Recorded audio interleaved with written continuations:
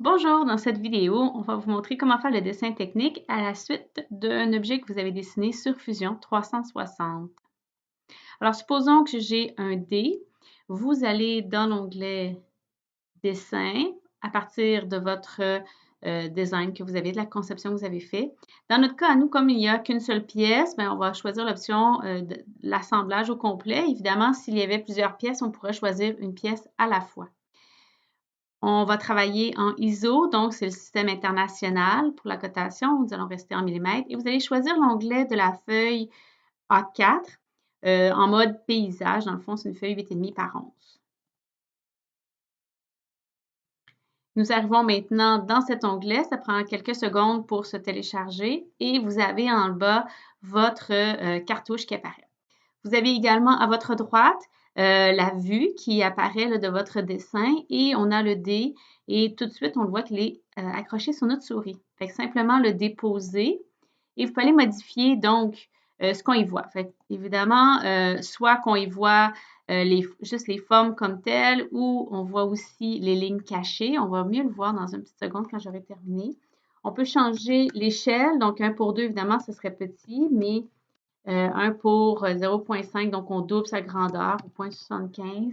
Vous pouvez varier là, de sorte à bien voir. Là, je vous dirais, il faut qu'on voit bien votre schéma, qu'on voit bien les cotes.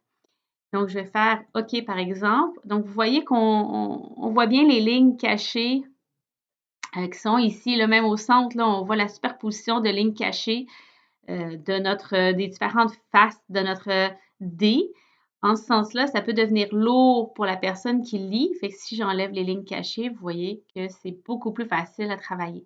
Ici, ce serait en vue, donc, l'objet foncé. C'est possible de travailler de cette façon-là aussi.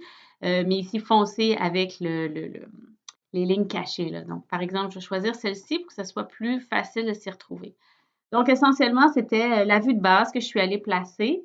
Ensuite, je vais aller créer mes 3 autres vues. Donc, j'ai celle-ci. Par définition, je vais avoir la vue du haut. Et quand je vais aller à droite, il va me placer la vue de droite. Et si je me déplace avec ma souris, il va aller me faire la vue isométrique. Voilà, c'est fait. J'ai placé mes 4 vues et cet objet ici qui est là, je pourrais dire que je le veux tel que je l'ai dessiné dans mon Fusion 360. Et encore une fois, là, je pourrais le mettre un petit peu plus petit pour mieux, pardon, plus petit, donc 1 pour 1, pour laisser davantage d'espace au reste de mon dessin. Voilà. Et ensuite, vous avez les outils qui sont ici, qui vous permettent d'aller faire des zooms dans certaines parties de votre schéma. Vous pouvez toujours déplacer vos dessins. On voit bien qu'ils sont interreliés les trois. C'est logique, c'est les 3 vues. Comme ça. Compléter le cartouche.